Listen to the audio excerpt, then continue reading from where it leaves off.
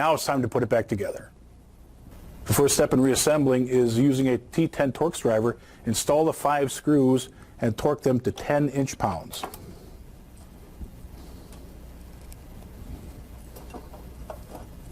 Using a T30 Torx driver, install the ground lug and torque to 20 inch-pounds.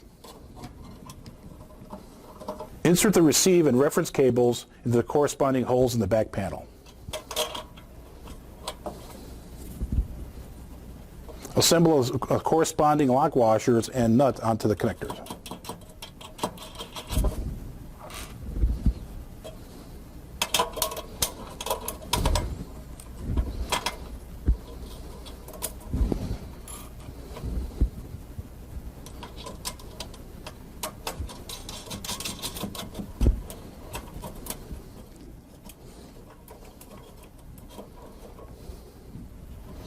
Tighten the 60mm hex nuts to 15 inch-pounds on both connectors.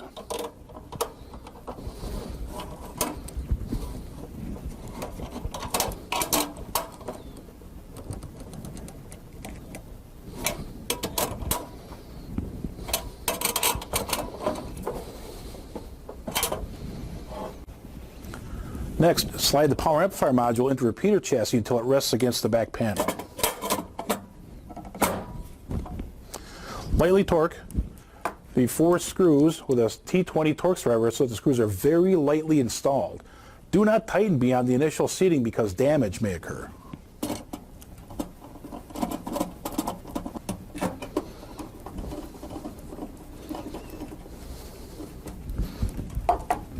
Assemble the lock washer and the 3/4 inch hex nut onto the transmit connector of the power amplifier module.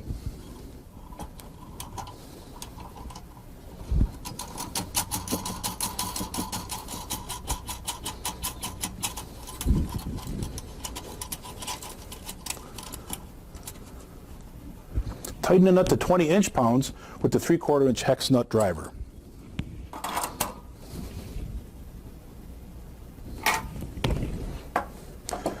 Tighten the 4 screws to 15 inch-pounds with the T20 Torx driver to secure the power amplifier module to the repeater chassis.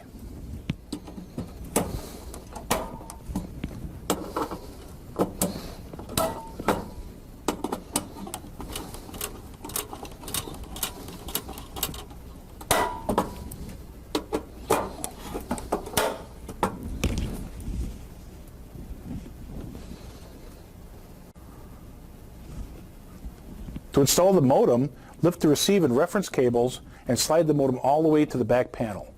Make sure the mounting ears on the modem line up with the screw holes on the repeater chassis.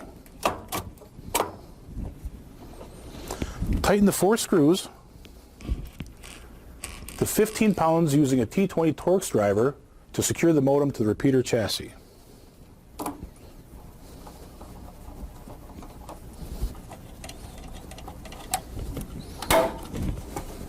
Secure the receive and reference cable connectors to the modem.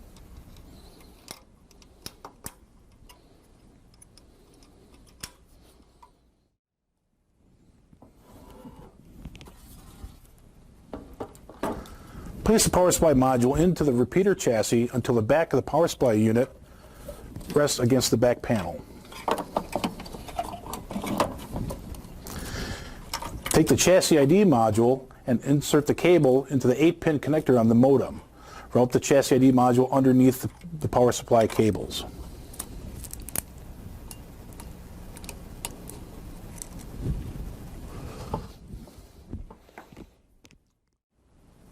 Tighten the 4 screws to 15 inch-pounds using the T20 Torx driver and secure the power supply module to the repeater chassis.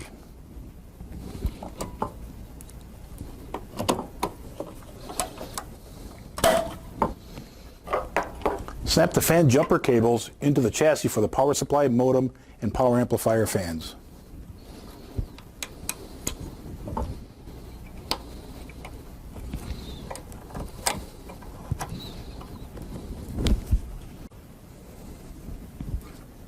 Position the fan module so that the cables are in the lower left. Rest the bottom tab of the mounting bracket under the frame opening with the proper orientation. Push the fan assembly towards the fan frame until both sides are fully snapped and engaged. 2 audible snaps should be heard. Repeat the steps for the remaining 2 fans.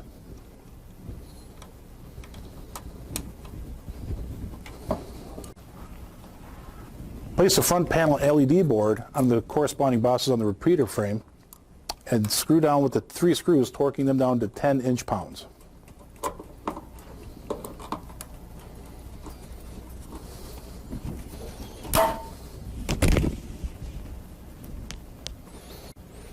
Caution, do not over-torque the power screws and make sure that the correct polarity of the modem power supply is observed, otherwise you may damage your equipment. Install the 2 power screws from the power supply module to the PA board using 6.5 pounds using a T10 Torx driver.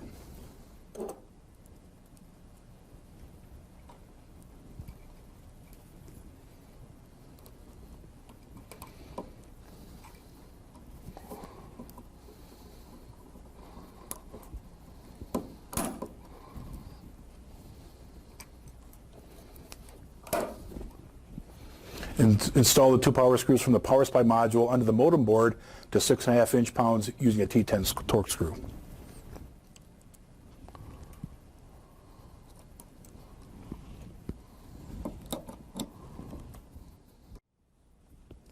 Secure the C3, C2, and 6 cable clamps and torque them to 15 inch-pounds using a T20 Torx driver.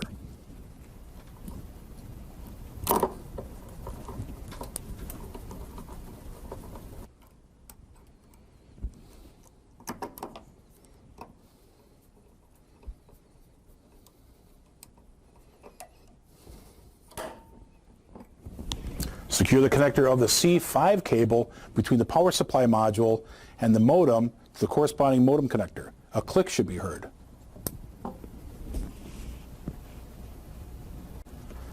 Assemble the coaxial cable from the connectors on the modem to the PA module.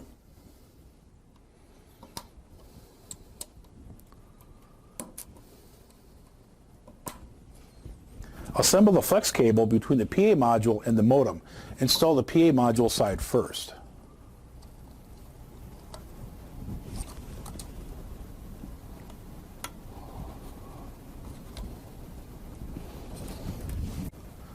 Assemble the flex cable between the modem and the front panel.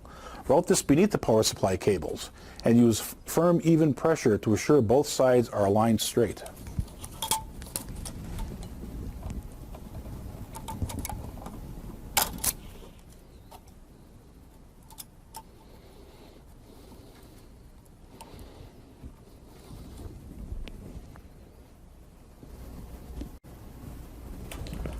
Line up the tabs in the front housing to the pins on the repeater chassis and engage them.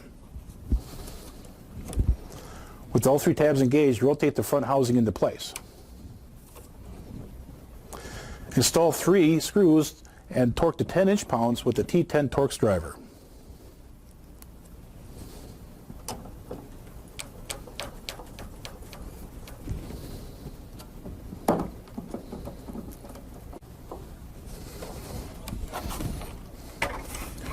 Replace the bottom and top cover with the 6 T10 screws torqued at 12 pounds each.